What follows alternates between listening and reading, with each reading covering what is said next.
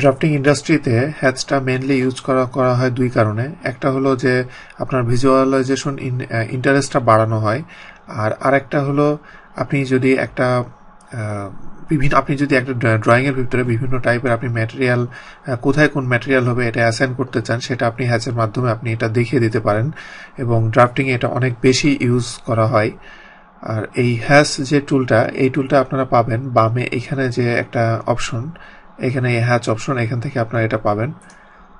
আমি এটা এনেবল করলে এখানে দেখেন যে হ্যাচ ক্রিয়েশন, এখানে নতুন একটা টুলবার আপনারা দেখতে পাচ্ছেন। এটার আন্ডারে বেশ অনেকগুলা আপনারা সেটিংস, প্রপার্টিস দেখতে পাচ্ছেন। তো এই সব কিছুর মাধ্যমে আমি এখানে আসলে হ্যাচের কাজটা করব। তো এখানে আমাকে প্রথমে যেটা করতে হবে যে হ্যাচের ক্ষেত্রে আমি হ্যাচ অ্যাক্টিভ করার পরে আমাকে প্রথমে হ্যাচের শেপটা কেমন হবে সেপটা আমাকে সিলেক্ট করতে হবে। আমি যেটা ইউজ করছি অটোক্যাড 2011। তো অটোক্যাড 2011-এ এখানে নিচে অনেকগুলা বিল্ট ইন অনেকগুলা এদের যে শেপ, সেই শেপগুলো এখানে দেয়া আছে। এখানে বিভিন্ন টাইপের শেপ এখানে আপনারা পাবেন। আর এখান থেকে আমি এখান থেকে সিলেক্ট করব NC32। এরপরে এর ডান দিকে আছে হলো হ্যাচের বিভিন্ন রকম প্রপার্টি। তো আমি এটা সিলেক্ট করার পরে আমি আগে হ্যাচটা আমি দিব। হ্যাচ আমি যখন একটা কোনো অবজেক্টের উপরে নিব তখন সে একটা ক্লোজ বাউন্ডারি খুঁজবে, যে ক্লোজ বাউন্ডারির ভিতরে সেটা হ্যাচ করতে পারবে। এখানে আমি যখন নিচ্ছি দেখেন এখানে প্রত্যেকটাই ক্লোজ বাউন্ডারিতে এটা যাচ্ছে। আমি একটা ক্লোজ বাউন্ডারিতে এখানে আমি এটা সিলেক্ট করলাম। সিলেক্ট করার পরে এবার আমি এখানে প্রপার্টিজ ম্যানেজার যেটা আছে, এখান থেকে আমি হ্যাচটাকে আমি কনফিগার করব। প্রথমে দেখেন হ্যাচের যে সাইজ, এই সাইজটা অনেক ছোট আছে।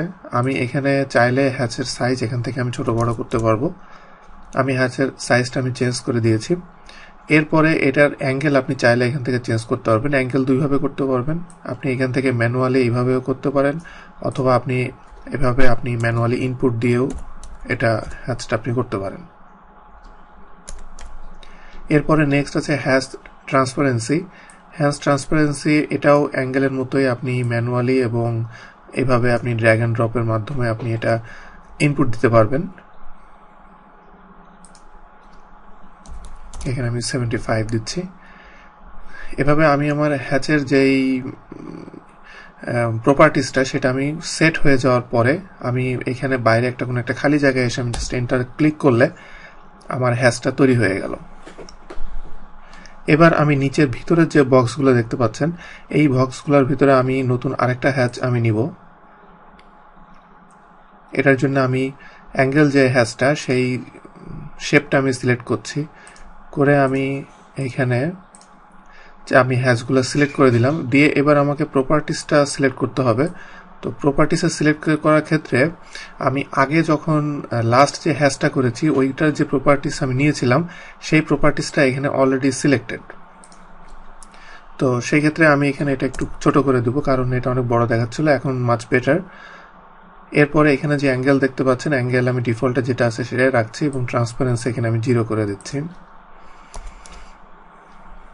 দেওয়ার পর আমি বাইরে নিয়ে এটা এন্টার দিলে দেখেন এভাবে আরেকটা হ্যাচ তৈরি হয়ে গেল।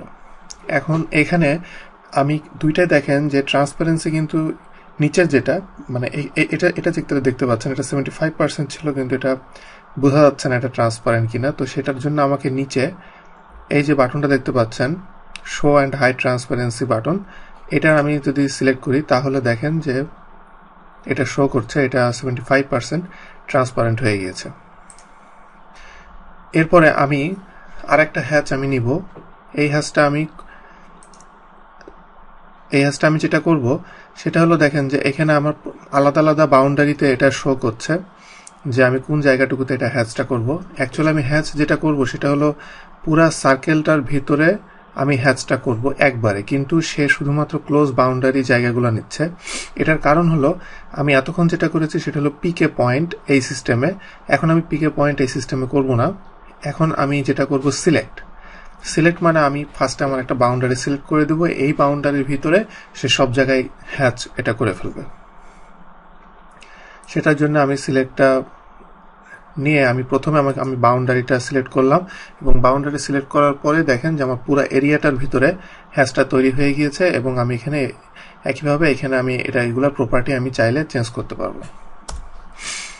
আর আরেকটা কথা সেটা হলো যে এখানে যে দেখেন যে এখানে যে হ্যাচগুলো তৈরি করা হয়েছে, এই হ্যাচগুলা অ্যাসোসিয়েট মুড অলরেডি ওপেন করাই থাকে। এটাতে অ্যাসোসিয়েট মুড বলতে এখানে যেটা বোঝানো হচ্ছে,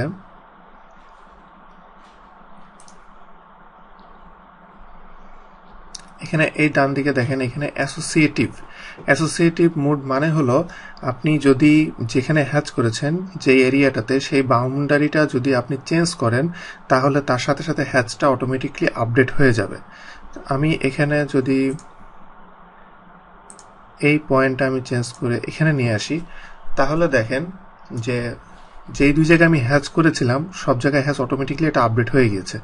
এবং এটা হওয়ার মানে একমাত্র কারণই হলো এখানে অ্যাসোসিয়েটিভ যেটা বাই ডিফল্টে দেয়া আছে, সেই বাই ডিফল্টে দেওয়ার কারণে এটা অটোমেটিকলি আপডেট হবে। যদি অ্যাসোসিয়েটিভ অটোমেটিকলি দেয়া না থাকে সেক্ষেত্রে আপনার এটা আপডেট হবে না। একটা রিয়েল এক্সাম্পল আমি আপনাদেরকে দেখাচ্ছি। এই ড্রয়িং লেআউটটার ক্ষেত্রে এটার বাইরের সাইডে যে ওয়ালগুলোতে আমি যদি হ্যাচ দিতে চাই, এখানে NC31 যেটা সেটা আমি নিচ্ছি। আমি শুধু ওয়ালগুলা বোঝানোর জন্য এবার আমি এন্টার দেওয়ার পরে দেখেন এটা ড্রাফটিং ইন্ডাস্ট্রিতে এটা কত সুন্দরভাবে এখন বোঝা যাচ্ছে যে এগুলো আমি ওয়াল বোঝাচ্ছি, এবং এগুলো আমার ভিজুয়ালাইজেশনের জন্য অনেক সুবিধা হচ্ছে। তো হ্যাচ নর্মালি এইসব জায়গায় সবচেয়ে বেশি ইউজ করা হয়।